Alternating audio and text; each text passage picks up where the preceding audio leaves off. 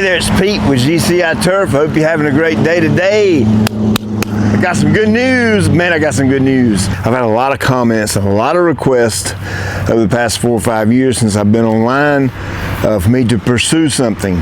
And what that was to do some review style video on different commercial lawnmowers. Well, made a post on my Instagram the other night and just kind of laid out my idea on that, my thought process, and asked you guys to light the comments up.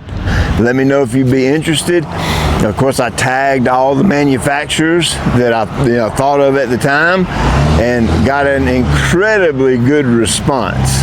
Not only from you commenting, but a lot of the manufacturers. So, with that said, I'm not going to go into great detail right now. This will probably happen during the month of May 2023. If you're interested in having pretty much all of the major manufacturers' mowers in my yard, doing a full-on review, point style system review. Of course, I'll explain that later as we get closer.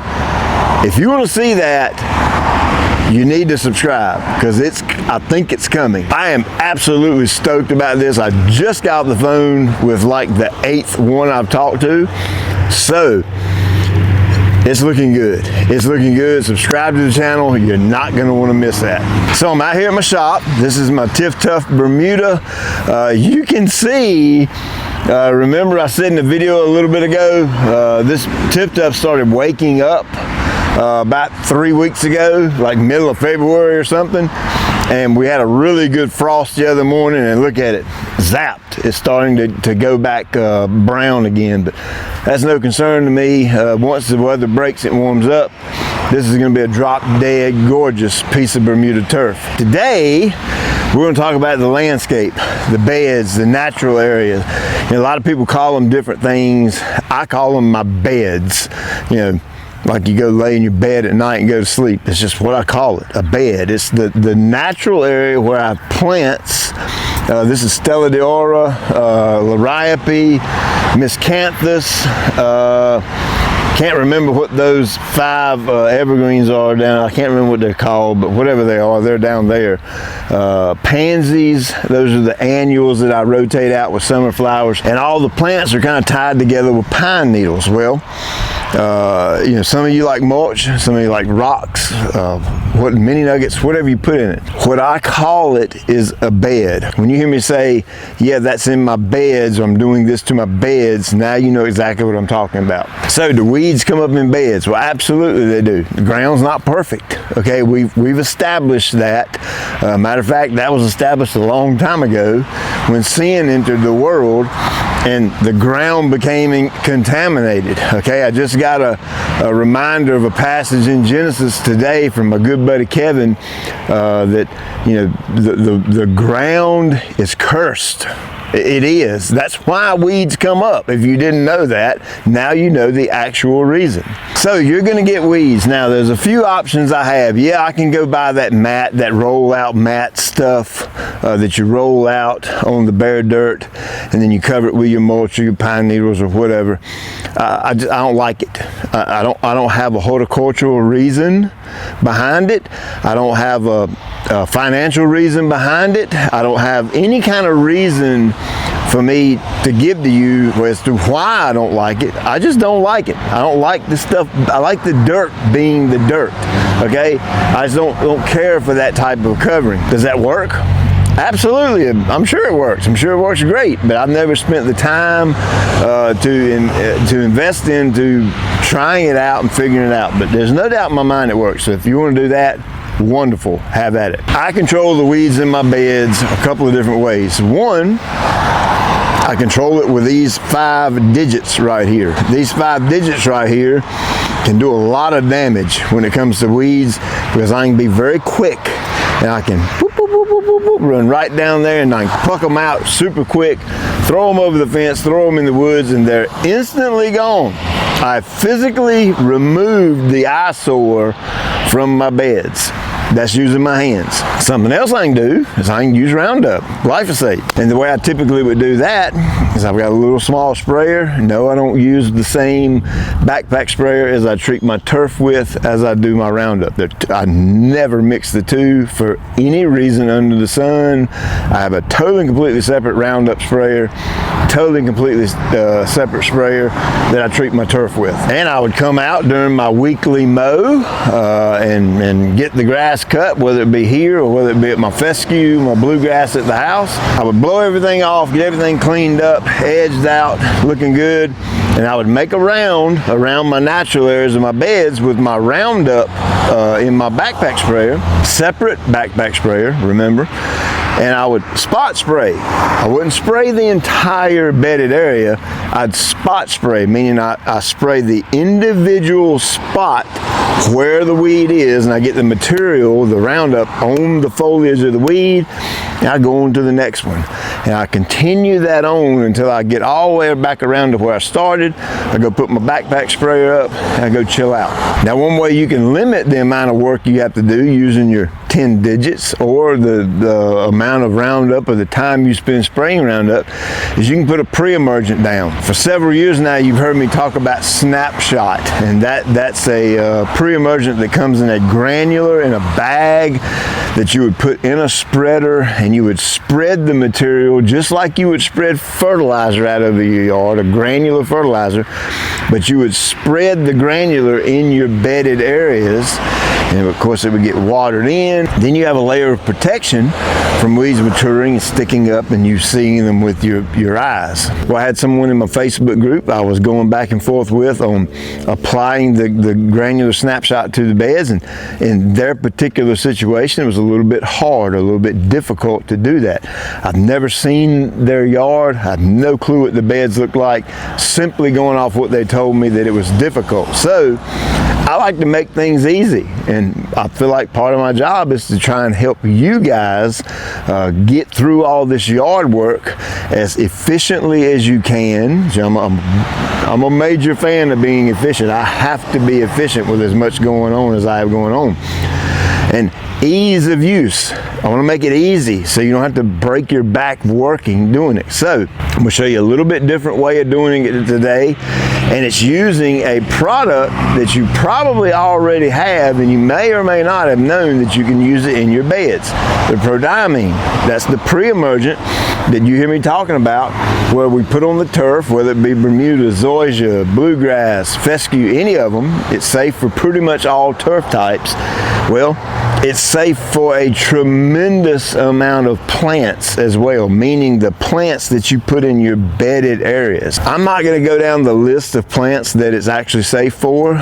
If you have Prodiamine, then you go read the label yourself. That you do your due diligence and you do it. Don't just take my word for it, okay? Don't just wait for Pete to rap off a whole list of plants and say, well, it's good for this. I want you to do your homework on it. And you can open the label and you can read it yourself, and you'll go down through the label. And I think, the best of my knowledge, it's like greenhouse container plants, ornamental plants, landscape areas, or it says something along those lines. I don't have a label in front of me, but it's something along those lines, and it'll give you the rate you can use. And today I'm going down at the full maximum rate I can actually apply, and then after that you can look down a little further and it's got a tremendous list of plants, ornamental plants that are in your bedded areas that's completely safe for it. So it's my job to help you make the application super easy, okay? When you get into bedded areas, some of you may have small bedded areas. If that's the case, then you can use your existing nozzles. If you got the nozzle buddy, the trim nozzle in there is wonderful for doing that. Even the wide spray flood nozzle is wonderful for doing that. But in my case, I've got a really long bed that goes all the way around. The bed itself, if you follow the edge of the Bermuda up there and you follow it all the way around to the end, it's about 250 feet long. From the fence to the bed right here, and from my parking lot to the bed right here is roughly 7 feet. So if you do 250 times 7 feet, that'll give you a square footage, which comes up to about 1,700. Now I can take my trim tip. It only sprays about 2 foot wide. It's going to take me a minute. Well, remember I showed you that new gun the other day, that new spray gun, that hand spray boom? Well, I've got my Flow Zone Typhoon, I've got my 1 gallon per minute hand spray boom. Now, I've actually got it calibrated so that I'm going to take the 4 gallons of finished solution, that is my prodiamine plus water, mixed up. I got roughly 1,700 square feet, so I'm going to do 1.7, multiply that times the full labeled rate, and that's how much material goes in the tank with the water. And I've got my Flow Zone Typhoon calibrated so that I can cover this 1,700 square feet with 4 gallons of finished solution.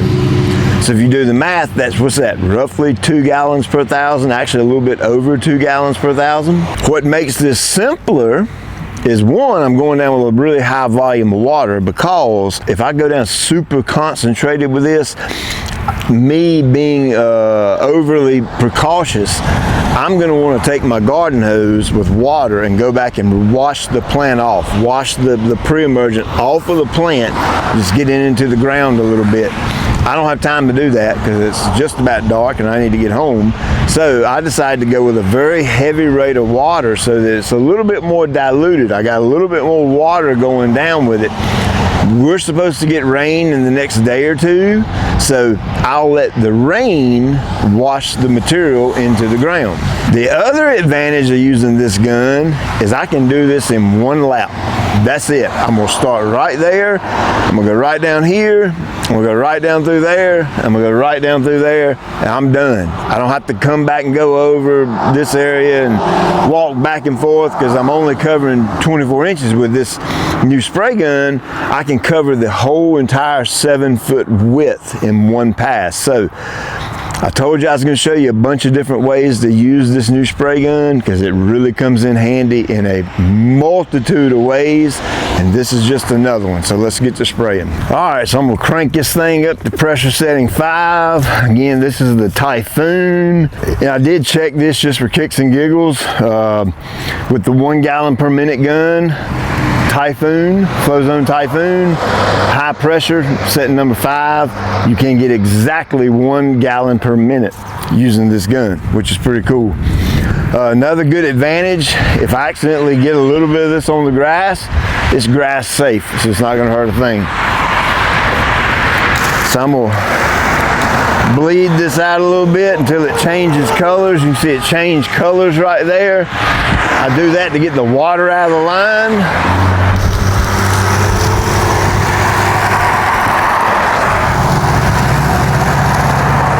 And I'm just going to come right down through here, walking my calibration walking pace. And look at that, going right over top of the plants.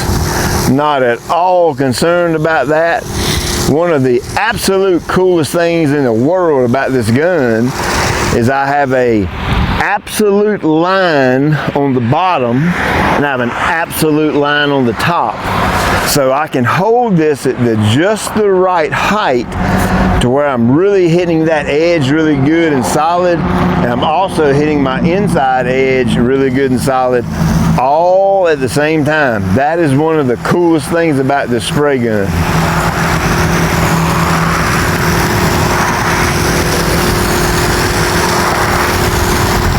Still keeping my 7-foot width. Now I got right here, whoop, I gotta turn the camera.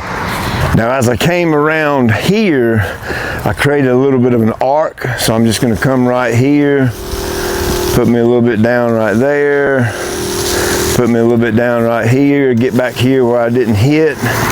There's somebody's beer bottle, not mine, but that's somebody's. That must have blew from coming down the road. Then we'll come right back here where I picked up, and look at there.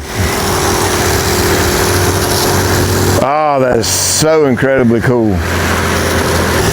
Now remember, I'm going down with a really heavy volume of water, or heavy relative to what I've always showed you, low volume. This is a little over 2 gallon per thousand. Look at that, going right over top of the pansies and everything. Right over top of the miscanthus, right over top of the liripe. And just keep on going right down through here.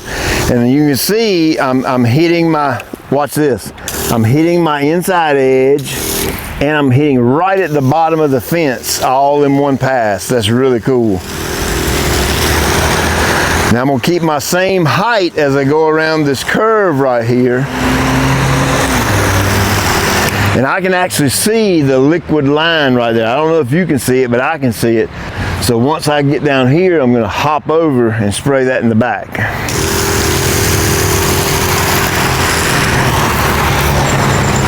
So now I'm just kind of matching up to this line I just created when I was spraying over there. Going right down through here. And my leading edge is throwing all the way to the back side of my bed. I'm just going to follow my arc right back around and cut it off. Pick right up where I left off. I'm going to come right down through here. I got sticks laying around. I need to get out here and clean this mess up. Been busy.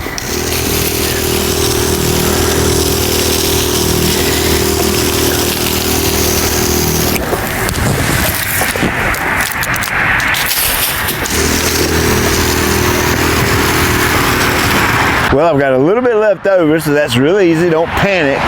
I'm just going to increase my walking speed. I'm going to go back over the whole thing right quick. Because you got to remember, I've got the right amount of product in here to cover this square footage. So I need to go back over this one more time and evenly apply it. And what happened there is I lost track of my walking pace as I was talking to you. That happens from time to time. All right, I get right here and I'm almost out. Come on, give me a little bit more. That's close enough. I'm gonna let my tank kind of drain out and get every last little bit of this out. Now I'll go put a little water in it, run some fresh, clean water through it, leave me a gallon or so in the bottom. I'm going to re-prime it so it's ready to go for the next time I spray. So, I hope that helped you in some way, shape, or form. I cannot tell you how excited I am about the month of May. Not only the whole mower review thing, but Spray Buddy. It's coming. I've been waiting on this for a long time. So you ain't gonna miss it. That's all I'm gonna say about it. As always, I appreciate you taking time out of your day to watch. I'll check you later.